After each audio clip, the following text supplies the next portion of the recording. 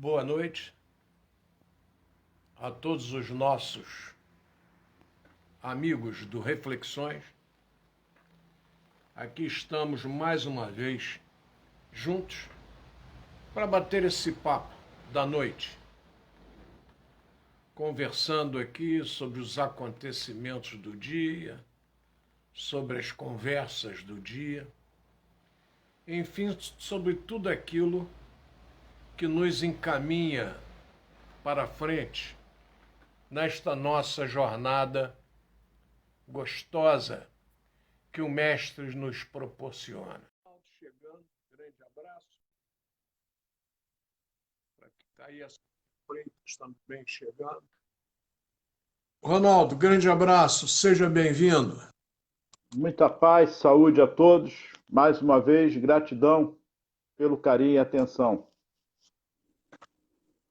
Estamos juntos. Deixa eu ver aqui se Com certeza, sempre.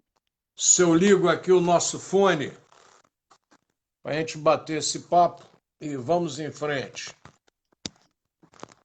De ordem, chegando bem aí o som? Tranquilo. Tranquilo? Então, graças a Deus, vamos em frente. Firme. Muito bem, eu queria agradecer a vocês muito a gravação que nós fizemos com o Renato Muniz sobre a nossa região, aqui sobre Tinguá. Está tendo uma aceitação muito grande e nós ficamos até surpresos. Não esperávamos essa aceitação. Mas temos que conversar sobre nossa história. Cada um conta a história que acha que tem que contar. E nós temos que contar aquilo que realmente possui respaldo na região. Nós temos que ter, mas temos que ter também alguma coisa que comprove o que a gente fala. A história só porque falamos. Nós temos que ter uma comprovação para acompanhar. E temos feito esse trabalho.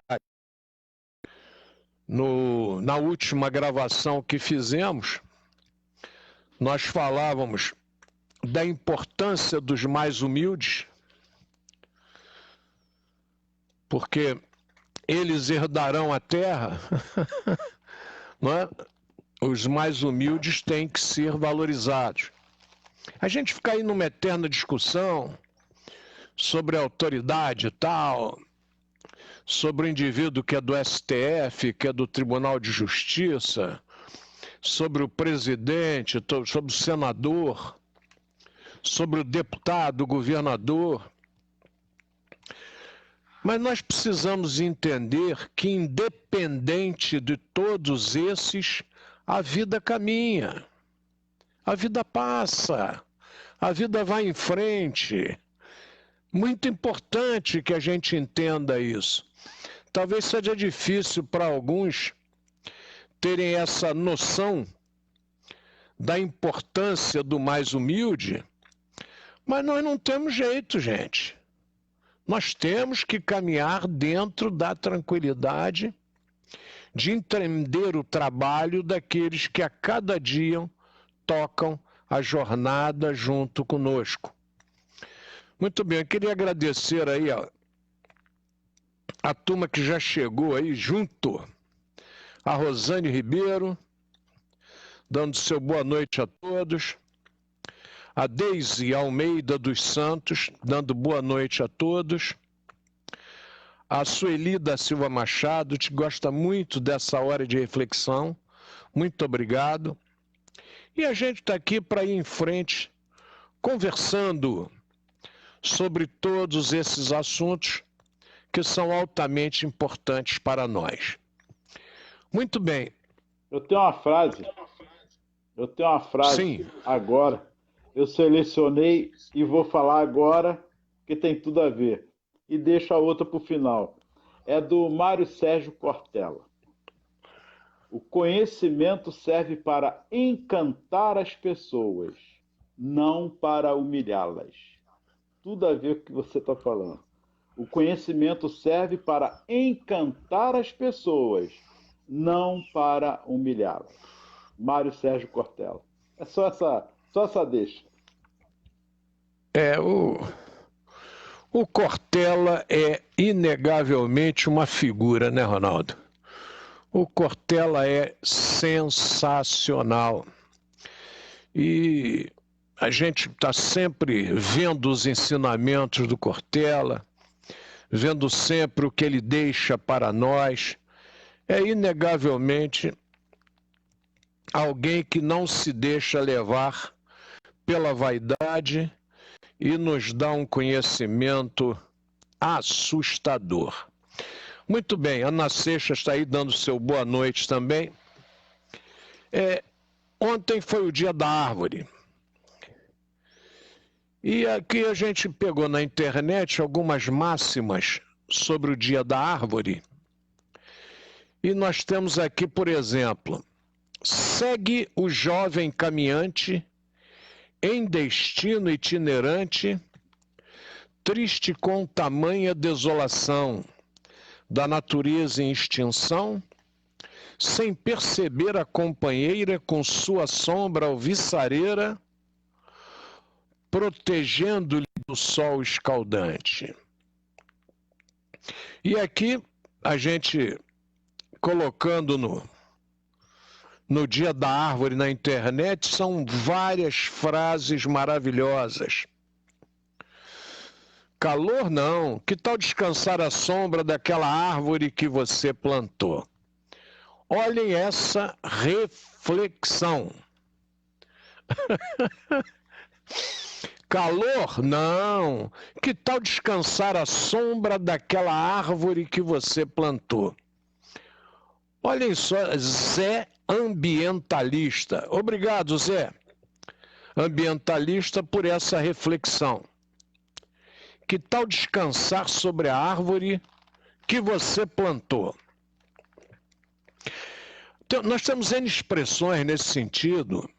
Eu acho que algumas eu já comentei. Fulano aí está com burro na sombra.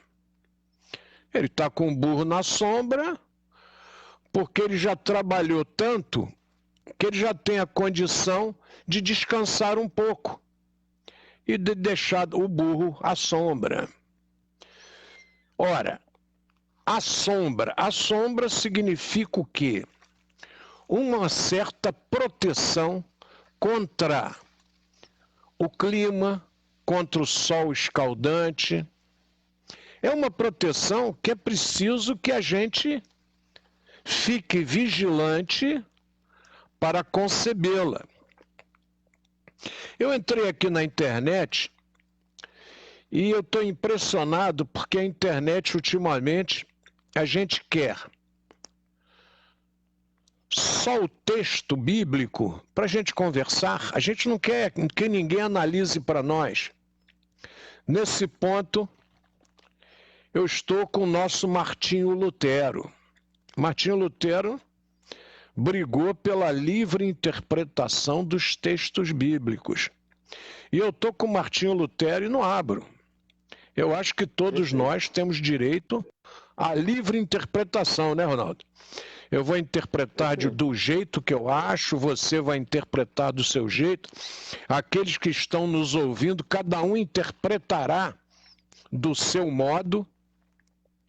E às vezes eu quero aqui pegar esse apanhado e às vezes eu só encontro alguém explicando para a gente, o que eu não quero. Eu não quero que ninguém explique para mim. Eu quero conversar com vocês e dar uma discutida sobre o assunto. Muito bem. O que Jesus provoca de discussão quando ele fala na parábola da figueira? Em primeiro lugar, eu queria deixar bem claro que Jesus, quando fala da figueira, não é ele que fala. Ele fala através dos seus discípulos. Cada um dá o seu testemunho. Não se esqueçam disso. Jesus, a mesma imagem de Sócrates, nada escreveu. Ao contrário de Moisés, que fez questão de escrever. Então Jesus nada escreve. Tudo que é relatado sobre Jesus para nós é escrito por terceiros. São os chamados testemunhos ou testamentos. Então, se vocês pegarem a figueira seca, por exemplo, tem testamento diverso.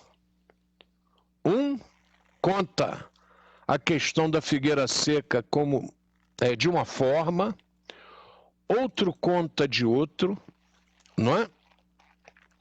Eu vou digitar aqui, ó, a figueira seca.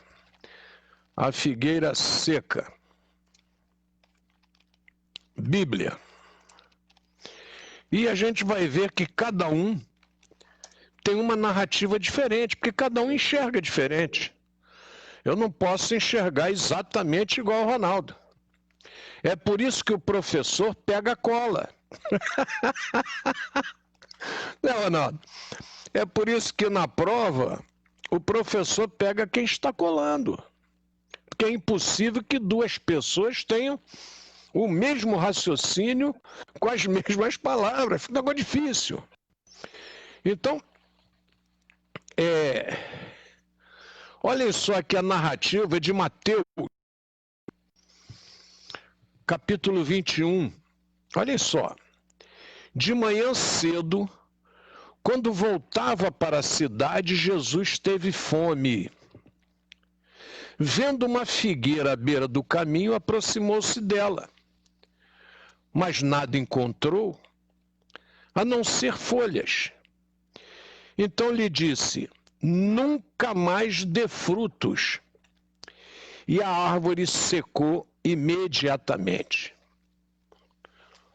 Olha essa narrativa de Mateus. Negócio sério. Segundo Mateus, Jesus lança uma maldição sobre aquela árvore e a árvore seca de imediato. Bom, interpretação, cada um faz a sua. Essa foi a interpretação de Mateus. Mas vejamos aqui, por exemplo, vou ver Marcos. Como é que o Marcos narra essa passagem? Só para vocês terem uma ideia. E no dia seguinte, quando estavam saindo de Betânia, Jesus teve fome. Vendo à distância uma figueira com folhas, foi ver se encontraria nela algum fruto. Aproximando-se dela, nada encontrou a não ser folhas, porque não era tempo de figos. Jesus não podia encontrar comida porque não era tempo, não era hora. E então lhe disse: ninguém mais coma de seu fruto. E os seus discípulos ouviram-no dizer isso. Chegando a Jerusalém, Jesus entrou no templo, começou a expulsar o que estavam comprando e vendendo. É a passagem dos vendilhões do templo. Derrubou a mesa dos cambistas e as cadeiras e não permitia que ninguém carregasse mercadorias. E ensinava dizendo: não está escrito, a minha casa será chamada casa de oração. Ao cair da tarde, eles saíram da cidade. De manhã, ao passarem, viram a figueira seca desde as raízes. Opa, para tudo.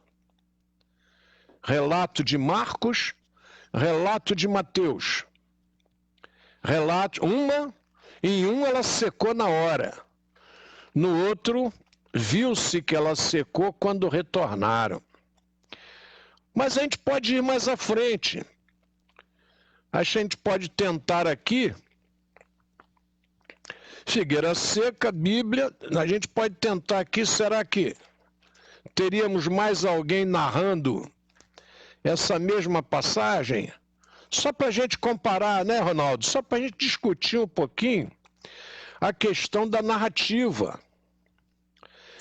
Já quando a gente procura Lucas, ele já fala na figueira estéril. E na figueira estéril aparece como parábola. Olha só que interessante, Ronaldo. E dizia esta parábola: um certo homem tinha uma figueira plantada na sua vinha e foi procurar nela fruto, não o achando, e disse ao vinhateiro: eis que há 3 anos procurar fruto nessa figueira e não acho. Corta, pois, porque ocupa a terra inutilmente?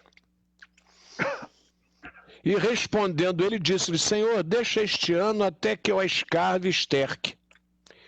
E se der fruto, ficará. Se não, mandarás cortar. Opa! 3 narrativas já, Ronaldo. Diferenciadas. Eu estou me pegando nesse texto porque nós estamos no dia da árvore. Só para vocês verem a importância dos relatos. 3 relatos, 3 testemunhos, 3 testemunhos diferentes de uma história semelhante, de um mesmo fato.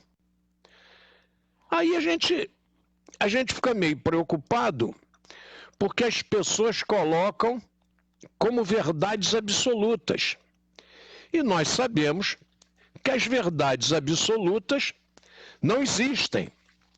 Nós temos as verdades relativas àquele momento. Aí eu vou botar aqui João. Vamos ver aqui o que João fala para a gente.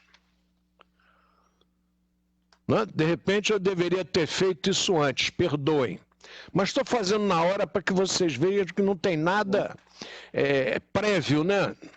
É tudo na hora que nós conversamos. Muito bem. Quando a gente fala a questão da figueira, a gente já fica verificando que as narrativas são totalmente distintas. Aí já aparece o indivíduo querendo dizer para a gente por que Jesus amaldiçoou a figueira. Vocês me perdoem, Jesus não pode amaldiçoar.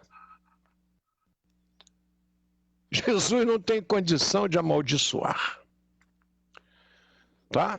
Porque quem amaldiçoa é do mal. Quem abençoa é do bem. Então a gente queria. Ele mesmo disse, eu não vim. Jesus falou, eu não vim destruir a lei, mas cumpri-la. Então ele não ia falar uma coisa dessa, amaldiçoar. Já começa por aí. Então fica um negócio complicadíssimo, porque o indivíduo já quer amaldiçoar. Bom, que só amaldiçoa quem é do mal. Abençoa quem é do bem. Vocês já imaginaram? Você sai de casa e... Pai, sua bênção. Jesus a abençoe. A bênção, ela faz parte do bem. Essas interpretações vocês não podem largar. O indivíduo mete uma palavra no meio que não tem nada a ver com o assunto. Contraria, inclusive, as raízes do assunto. Por que se fala na figueira? Por que se fala no fruto? Ora, nós vivíamos aquela época altamente dependentes da natureza. Hoje você ainda pode congelar a comida, manter a comida congelada por um longo tempo. Vocês podem guardar água congelada, depois derretê-la para beber. Hoje vocês têm recursos diversos para fazerem a manutenção do corpo. Nós temos esses recursos. E a nossa discussão aqui é sempre com relação à alma. A manutenção da alma em paz, que é um negócio complicado. Mas vejam só, aquela época não, você não tinha geladeira, você não tinha meios de guardar nada, então você vivia o dia. Deixai a cada dia o seu mal. Nós vivíamos o dia. Então a árvore para nós significava a alimentação do dia. Você possuía já os recursos de fazer secar a carne, de guardar a fruta para que ela secasse, etc. Já existiam essas defesas para a alimentação. Mas hoje não, hoje nós temos N recursos para guardarmos os alimentos. E essa época a gente vivia diretamente do que a natureza nos dava. E nós estamos falando aqui da árvore com frutos. Nós, obviamente, quando falamos em árvore com frutos, nós falamos da primavera, a estação das flores e dos frutos. Nessa ordem, a flor vem antes, depois vem o fruto. As mangueiras, por exemplo, aqui do Colégio Leopoldo, onde nós estamos, elas estão floridas. E algumas já estão apresentando os seus frutos.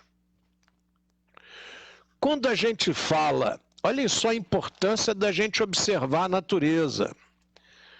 Quando a gente na Páscoa, nós estamos falando também da primavera. Só que nós estamos falando da primavera deles, não da nossa. Porque nós estamos do outro lado do planeta. Então a nossa contagem de estações do ano é diferenciada. Então essa ótica que a gente pede sempre que todos nós observemos. Vamos até a época, se possível, e vamos verificar as condições de época.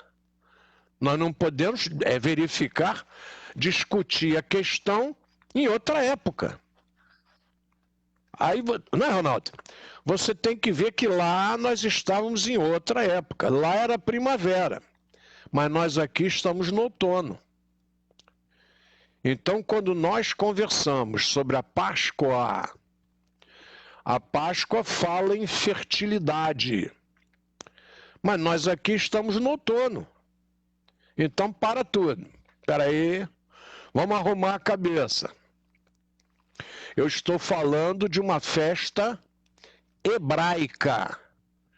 Eu não estou falando de uma festa nossa. É totalmente diferente essa proposta. Queria muito que vocês atentassem para isso. Não é? A Páscoa é uma discussão inversa à nossa discussão aqui. A nossa discussão aqui é de outono. De lá é primavera. Hoje eu estou tocando nessa tecla porque agora nós estamos na primavera. E lá eles estão no outono. Aí a Páscoa é a festa da fertilidade. O que há de símbolo mais fértil no mundo do que o ovo? O ovo é o símbolo da fertilidade. O óvulo, ele é fecundado pelo espermatozoide para que nós nasçamos. Então não tem muita dificuldade da gente entender o posicionamento. E era comum, inclusive, que os ovos animais fossem pintados com cores bonitas para serem presenteados. Só que lá é uma festa de lá. E nós, às vezes, aí tem uma coisa com o argentino aí que é complicada. O argentino, até algum tempo atrás, nos chamavam de macaquitos. Nós éramos macaquitos, porque a gente repetia o que ouvia sem tentar interpretar, imitava simplesmente.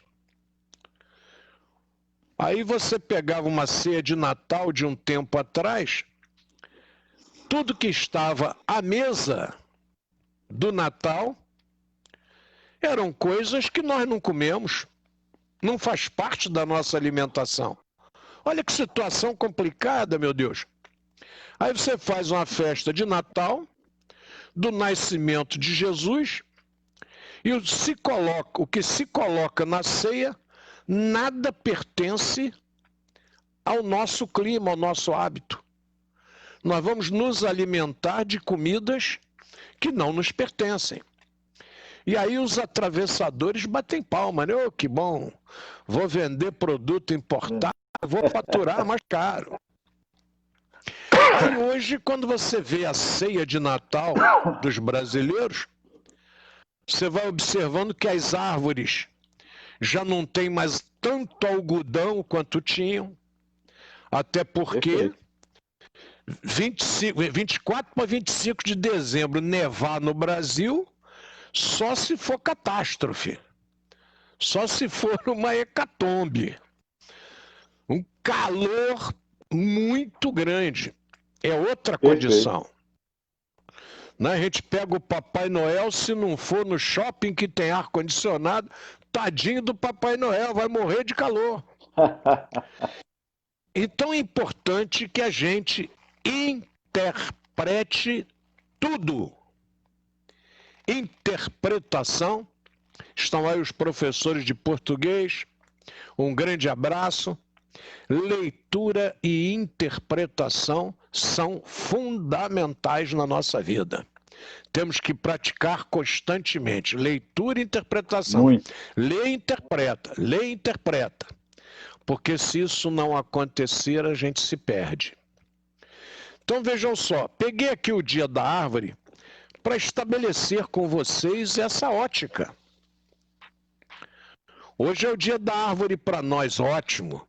Aqui o que ela representa flores e frutos. Aqui ela é o céu.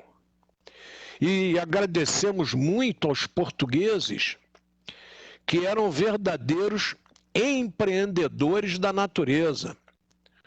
Os portugueses o que faziam? Eles pegavam uma árvore nativa lá da África, por exemplo, lá da Ásia, trazia para os jardins botânicos e tentava adaptar aquela árvore ao nosso clima. Era um trabalho que os portugueses faziam com muita capacidade, né, Ronaldo? Eles adaptavam isso aí. Então, o jardim botânico português não era um jardim botânico só para expor, para ter espécimes bonitos. Era um estudo sobre aqueles espécimes e adaptá-los ao Brasil. Ou adaptá-los a Portugal, adaptá-los onde os portugueses estivessem. Daí esse amor pelos jardins botânicos. Isso é importante que a gente narre para vocês entenderem bem essas óticas. Vocês vejam o caso da mangueira, né? Não tem nada a ver com a gente. Hoje nós estamos tendo problemas sérios com mangueiras.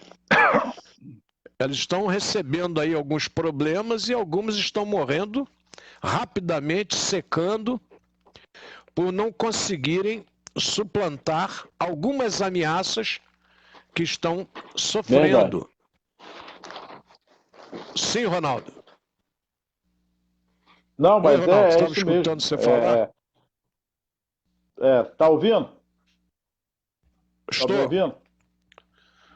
Muito Mas bem. é impressionante como muitas árvores, plantas trazidas pelos portugueses aqui ao Brasil, vivem no solo fértil daqui de um país tropical, eles conseguiram, através disso, de pesquisa, com certeza, da época, adequar essas plantas aqui também.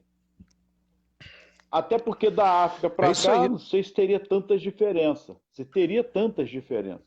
Mas de Portugal, eu creio que sim. Mas mesmo assim, conseguiu-se fazer essa pesquisa e você vê que até hoje, olha aí a beleza dessa diversidade que nós temos aqui no Brasil, já tendo aqui no Brasil as próprias plantas e árvores e outras que eles trouxeram para nós. Eles, os outros países, Espanha, sei lá, de repente, com certeza, vieram trazer para cá essas plantas que nos traz essa diversidade que hoje também nós vivenciamos aqui no Brasil. Muito bem, quero agradecer aí a Rosângela Mendes da Costa, boa noite, Gerson Cunha, boa noite, professora Leila Marina, mais uma vez, é uma honra, boa noite. Deixa eu ver o que mais aqui. Rosângela Mendes da Costa, uma vez eu ouvi que se você lê bastante e interpreta bem, você escreve e fala muito bem. Não é, mestre? Isso aí é o óbvio. Sumiu daqui um... Obrigado, professora Rosângela. Sumiu daqui um comentário, que não está aparecendo mais para mim, mas alguém dizia aqui, professor Ronaldo, esse é fera. Esse é fera, estava aqui para mim. Grande abraço. Daqui a pouco a gente localiza. Então, vocês vejam só a importância da interpretação. Eu li para vocês três textos de uma passagem e colocado de forma diversa, totalmente diferenciado. É importante que nós saibamos interpretar essas questões. Por favor, não nos esqueçamos.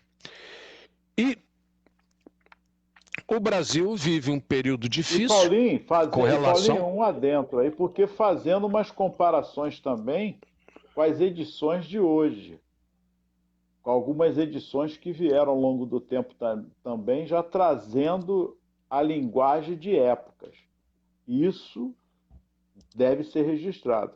Hoje, se você pegar uma Bíblia de hoje, de uns 10 anos passados, e outras do princípio, quando surgiu a Bíblia, você vai ver uma larga distância aí que é para poder realmente pesquisar, refletir e interpretar. As palavras acabam, o que ela surge lá na época, o que era lá em hebreu, o que é da Grécia, muitas coisas elas vão sofrendo as suas adaptações. Para nós pesquisarmos também e refletirmos sobre isso. Cada um puxa a brasa para sua sardinha. É isso aí. O indivíduo vai puxando a brasa para a sardinha dele. E realmente não adianta fazer isso.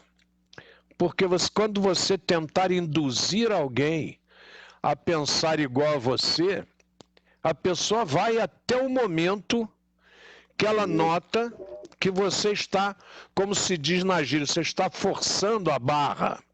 Isso, é verdade. Só lembrando para vocês, forçar a barra, segundo alguns historiadores, é quando os estrangeiros chegavam aqui na Baía de Guanabara e nós tínhamos ali 3 fortalezas. A Fortaleza de Santa Cruz, a Fortaleza de São João e o Forte de Laje, ali no meio. Então, quando alguém tentava invadir a Baía de Guanabara, costumava-se dizer que estava forçando a barra. Estava forçando ali a foz da Baía de Guanabara. E a barra, porque até então tinha-se um conceito de rio, que a Baía de Guanabara era um grande rio, no que eu discordo frontalmente, com todo respeito a quem defende essas teses.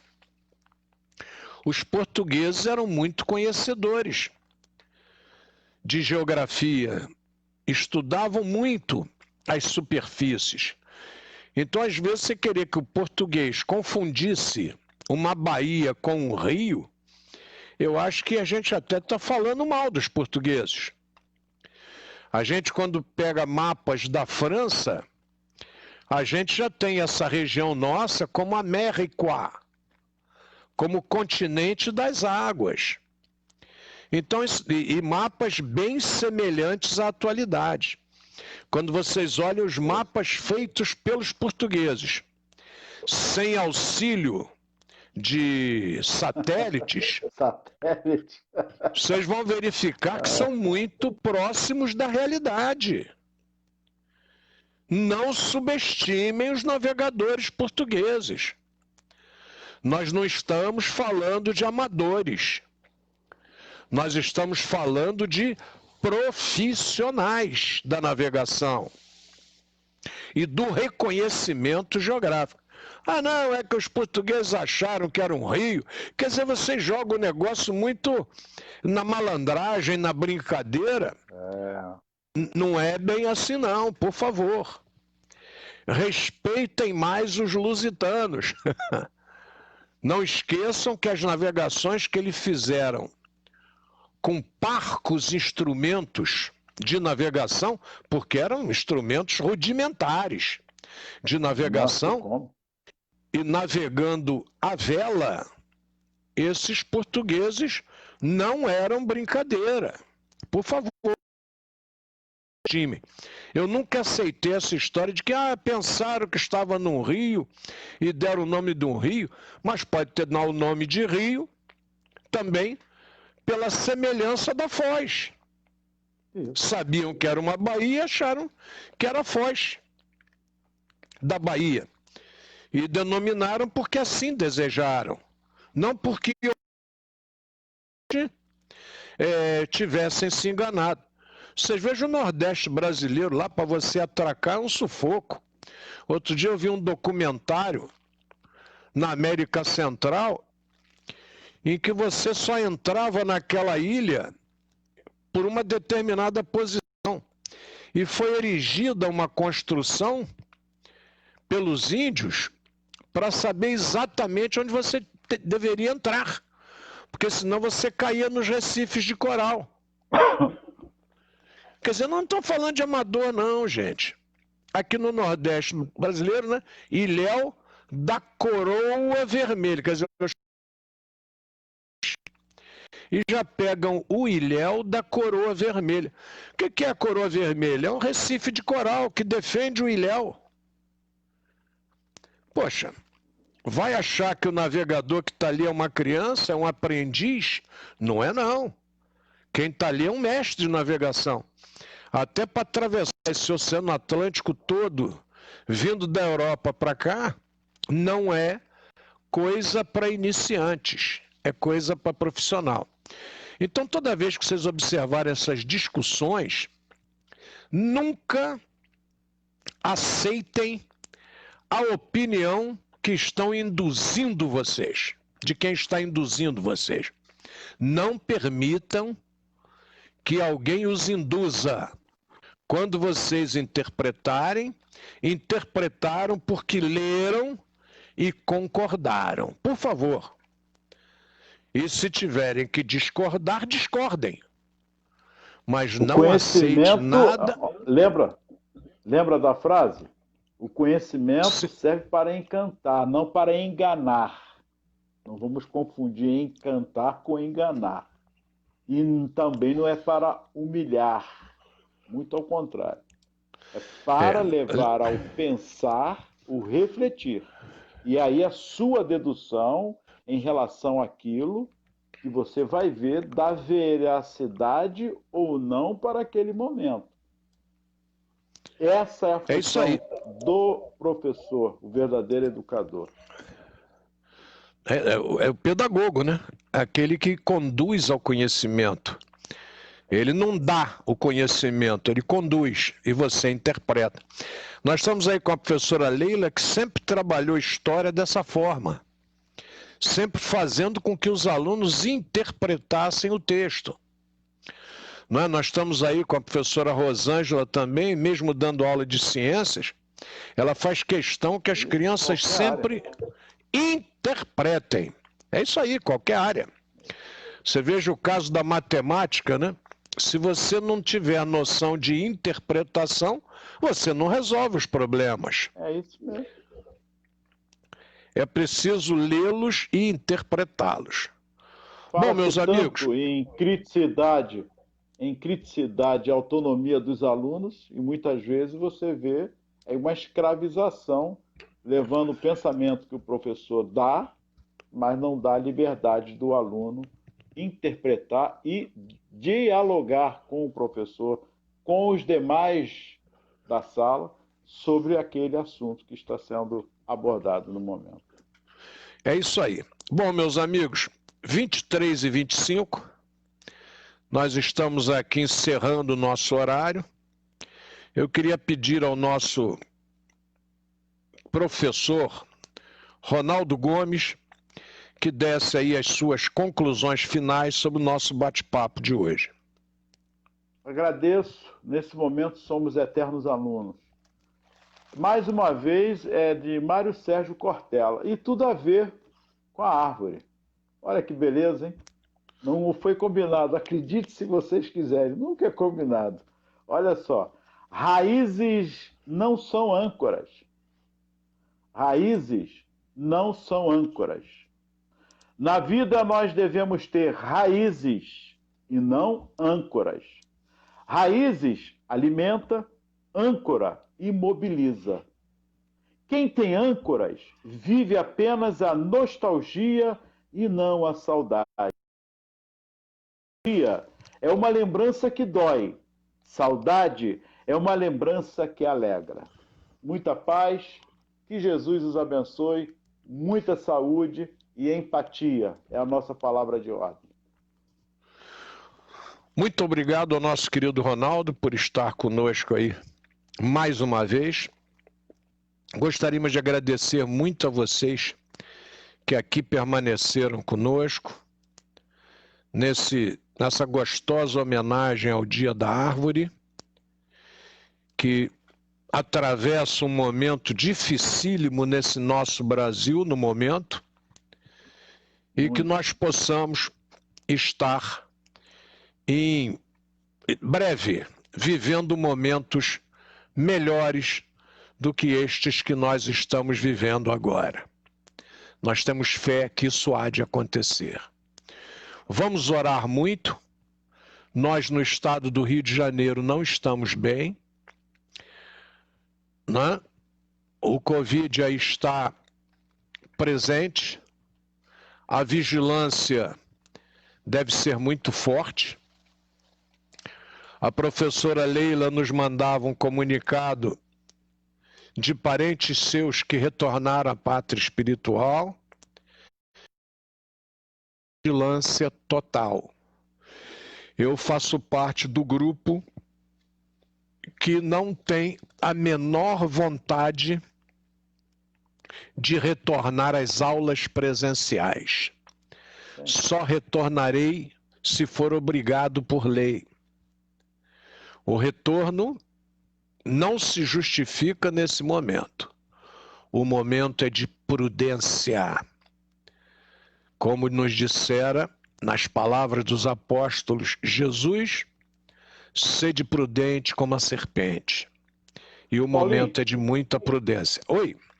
Nós podemos, no momento oportuno, pode ser amanhã, um outro dia, eu sugiro que nós possamos dialogar um assunto como reflexão sobre o que é uma desobediência civil, que muita gente confunde com guerra, com briga e etc., e pegar em armas. A desobediência civil. Só isso. É uma reflexão. Vamos conversar. Aqui a nossa finalidade é exatamente o bate-papo. Muito bem. Que Jesus os abençoe, ilumine e guarde.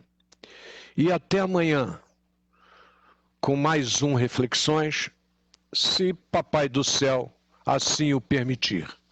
Fiquem com Deus, durmam tranquilos e não esqueçam a oração.